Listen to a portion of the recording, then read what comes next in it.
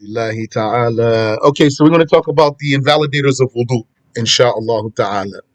Uh, so if a person had a valid wudu, then it's going to be invalidated by four things, any one of four things. And then the person would become impure with the small impurity. So the first one is anything that comes out of the front or back private parts except for the ejaculated fluid. Anything that comes out of the front and back private parts except the ejaculated fluid, it will break the wudu and render the person impure. Whether this thing that came out is normal or abnormal. If it's rare, if it's common or it's normal or it's rare or it's abnormal, like urine and feces and gas, that's normal. And also the pre-ejaculation of males and the discharge of females, that's normal. We mean here the fluid of arousal, the fluid that comes just by the arousal only. And it comes out without feeling. This fluid comes out without feeling.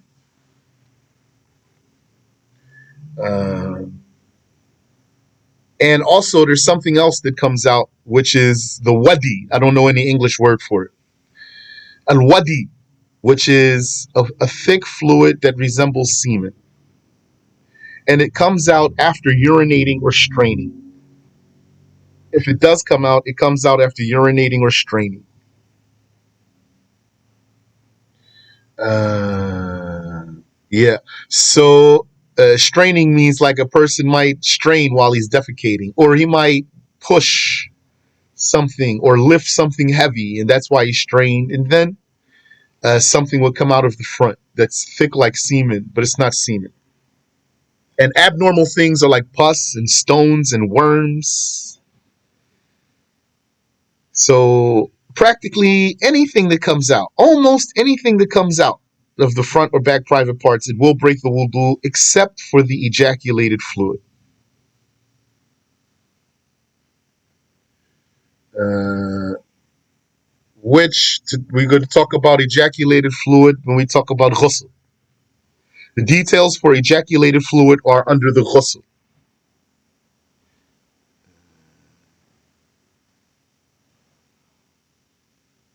And when we say the wudu is invalidated by something that comes out of the private parts, then that means, let's say, if it were a worm, even if part of the worm came out, just by part of that worm coming out, this breaks the wudu. Or another example, a woman had intercourse with her husband and he ejaculated in her. And then she took a, but she did not have her own climax. And then she took a ghusl and she made wudu. And then her husband's semen came out of her. This will break her wudu. Because the rule is anything that comes out of the private parts, front or back private parts, will break the wudu, except the ejaculated fluid. But there's also another detail too. One, you don't have to talk about to most of the people most of the time, but I'll tell it to you, which is the case of the hermaphrodite. The hermaphrodite, we don't know if this one is a male or a female. The case of the hermaphrodite is that this one is surely either a male or a female, but even he doesn't know his own gender, and we don't know. And since this person is either a male or a female in reality, then it means that one of his front organs is just an extra organ. One of his front organs is an extra organ, like if you had an extra finger or an extra toe. Having an extra finger or an extra toe is not going to make you a man or a woman or anything like that. Or just having a mole or having some extra flap of skin or anything like this is not going to make you a man or a woman. So a hermaphrodite, uh, is either a man who has a feminine part besides his male part, or a female who has a male part besides her female part. And whichever one is the case, something is extra. Something's extra. So, when is the hermaphrodite's wudu going to be broken? All of that was an introduction to say, when is the hermaphrodite's wudu going to be broken if something comes out of both fronts, both front parts, so that we can be sure. In other words, back private part for sure is going to break your wudu for any person, male or female. Front private part, though, yani, if you're a male, it's going to break your wudu. If you're a female, it's going to break your wudu. But if you're a person who has a deformity and uh, and let's say maybe some urine comes out of that deformity, this doesn't break the wudu by itself. Like, what if you had a hole in your hip or something? That's not going to break your wudu by itself. So the rule is for hermaphrodites wudu to be judged as broken. We talk about the front organ though, not the back. For hermaphrodites wudu to be judged as broken, then he would have to, for example, urinate from both of them. If the hermaphrodite urinated from both front parts, then we can be sure that the wudu is broken. But if the urine come only out of one of the front parts of this hermaphrodite, then we're not sure that it came out of the proper one. Maybe that's a woman and the urine came out of the wrong thing. Or maybe that's a man and the urine came out of the wrong thing and then therefore does not break the wudu. So that's the rule there. If you have a question, go ahead and ask me, please.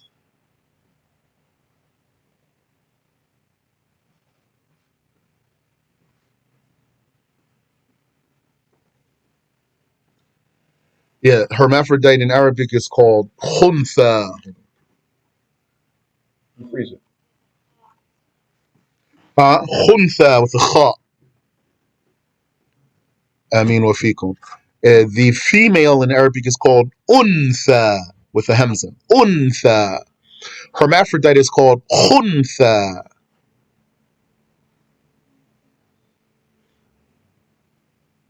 You're welcome.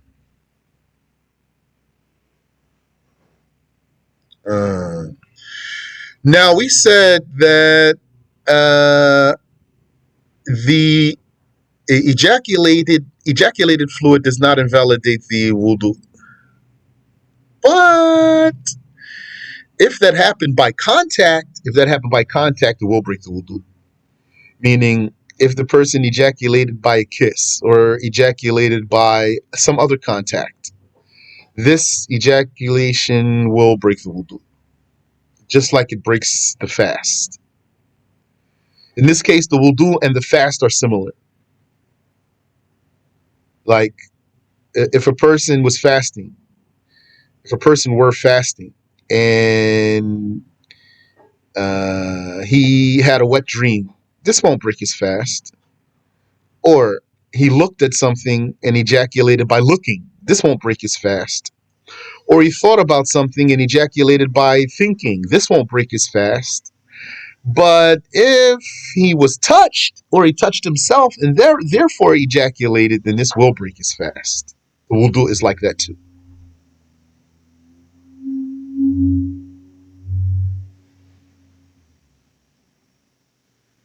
And the second invalidator is touching the penis, anus, or vagina of a human with the inner part of the bare hand. When we say the penis, means not the testicles. That's not included here. Nor the area of the where the pubic hair is over the under the navel. That's not included either.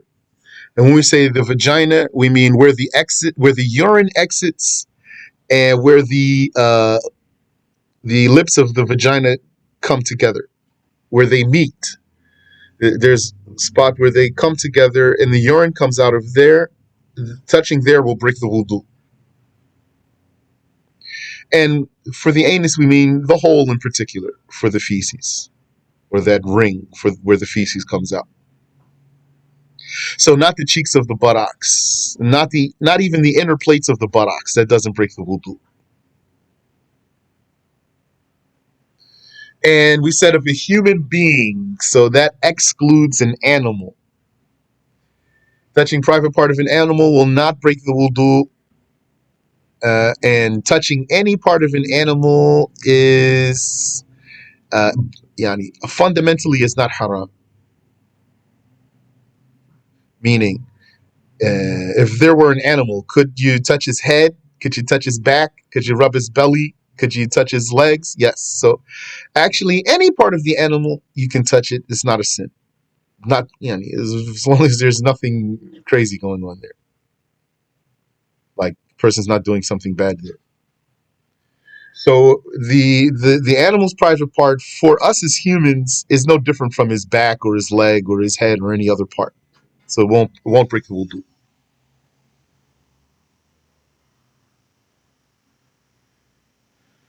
Subhanallah. So who might need that? Like a farmer. They need those things sometimes. Maybe he has to help his cow give birth, or maybe he's a breeder. He's a breeder. He breeds horses or something else, and as a result, he would touch something on an animal.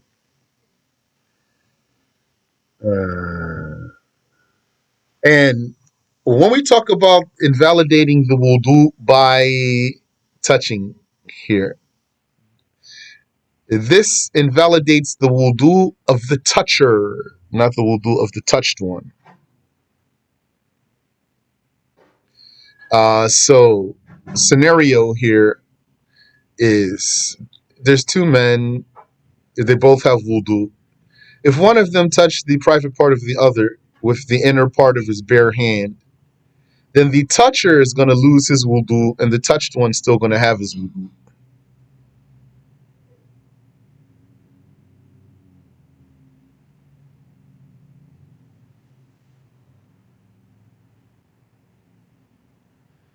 Yeah. And so in this case, what we talk about now is not like touching the skin of a marriageable person.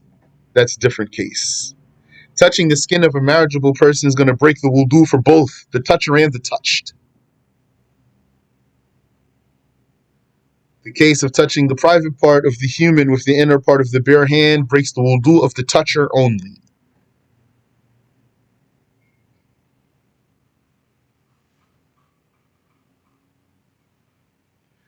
And when we say the inside part of the bare hand, it means when you put your two palms together and press lightly, what you don't see is the inner part. What you don't see after you press lightly is the inner part. And whatever is still visible even after pressing your two palms together lightly is the outer part. So that means the sides of your fingers, the tips of your fingers, that's part of the outer part. Touching these parts with the outer part of the hand does not break the wudu.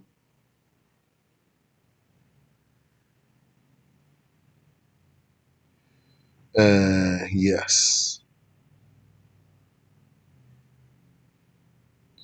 Because touching these parts, these private parts, with the inner part of the bare hand, this is what is assumed to be uh, what triggers desire. Not the outer, like not the back of the hand, for example, or the arm or something like that. So that's why that's what's specifically going to break the wudu. Just like when we talk about touching the skin of a marriageable woman, not her nails or her teeth or her hair, because it's the touching her skin which is assumed to be what triggers the desire. So that's why it's going to break the wudu, not her nails or her teeth or her hair.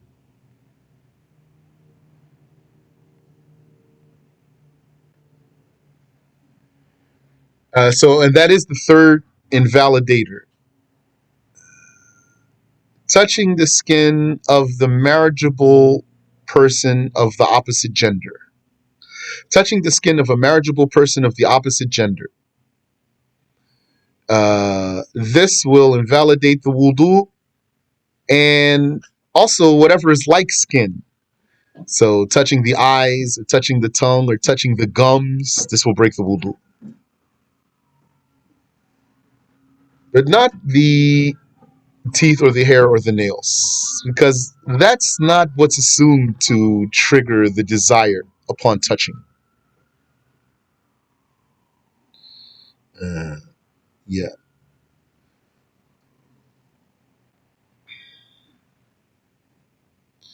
A marriageable female, yani a marriageable person of the opposite gender. So a male to a female or a female to a male. It breaks the wudu of the toucher and the touched. And when we say marriageable, it means possibly you could marry this person. You could possibly marry this person. Why are we saying it this way? You could possibly marry this person because sometimes you can't marry a person now for some status, but still possible to marry that person. Like uh, one's wife's sister, the sister of his wife. He cannot marry his wife's sister while he's married to his wife. Although he can have more than one wife, but they can't that second, third, or fourth wife can't be his wife's sister. So he cannot marry his wife's sister as long as he's married to his wife or her aunt. So if he were to divorce his wife or if she were to die, then he could marry her sister or her aunt. So since it is possible to marry her under some circumstance, then touching her breaks the wudu. She is a marriageable woman. And who else going to break the wudu? The stepsister. Who's stepsister? Stepsister is a man, for example, has a son and a woman has a daughter. And this man and this woman get married. So now they are husband and wife. What about their children, the son and this daughter? They become stepbrother and stepsister. That's what people call it. But religiously, there's no relationship established here between these two. And so for them to touch each other breaks the wudu. And also your uncle's wife or your aunt's husband, your uncle's wife or your aunt's husband, this one who's not part of your family originally, married into your family, by marrying your uncle or your aunt. This one, touching this one still breaks the wudu. And this one is not truly your uncle or your aunt. Your real uncle or aunt is your parents' sibling.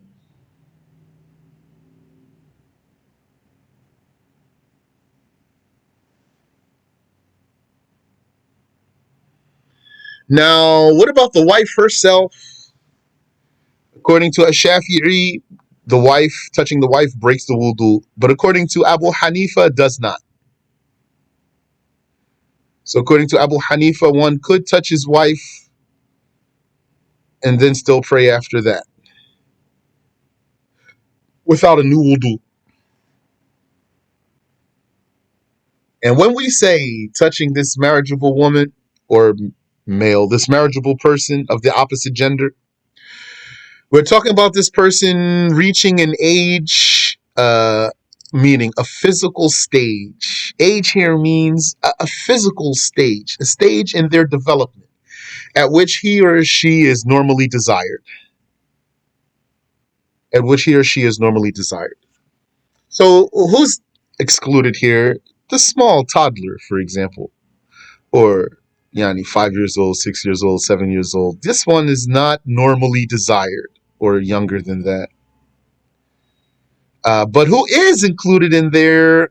The senior citizen, the man or woman who's so old and is not desirable at all. Still, this one, touching this one will break the wudu.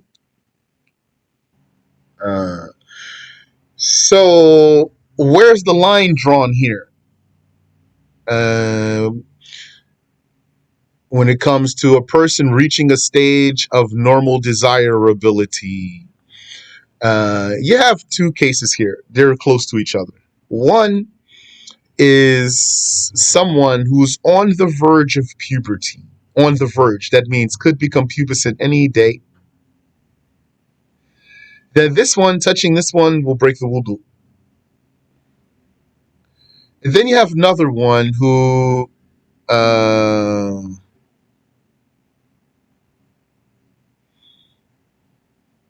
yeah, no, sorry. This one who's on the verge of puberty. This one on the verge of puberty, touching this one will break the wudu, even if this one is not desirable. Even if this one is not desirable. But just by being on the verge of puberty, and when we say desirable, doesn't mean you personally. Desirable here doesn't mean on a personal level. It just means generally. So someone might be on the verge of puberty and not desirable, but by being on the verge of puberty now, touching this one breaks the wudu. And another one would reach a stage of being desirable. Then, even if they didn't reach puberty, then just by becoming desirable, then touching this one skin, touching the skin of this one breaks the wudu. And the last invalidator is losing consciousness. And that includes losing sanity. And that includes sleeping. In fact, the origin is sleeping. That's what came in the hadith. لا وضوء إلا من حدث أو نوم. There's no wudu except for impurity or sleep. But the scholars, they said, if sleep breaks the wudu, well, being crazy or fainting is even deeper than sleep. So that's going to break the wudu too.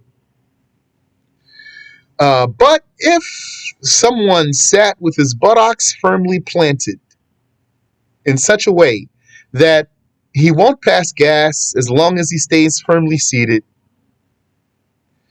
then if the person slept in this position and woke up in the same position, he will still have wudu. Wallahu a'lam. Allah knows best. But there's one thing here, which is there's a strong saying in the Shafi'i school that eating camel meat breaks the wudu. Allah knows best.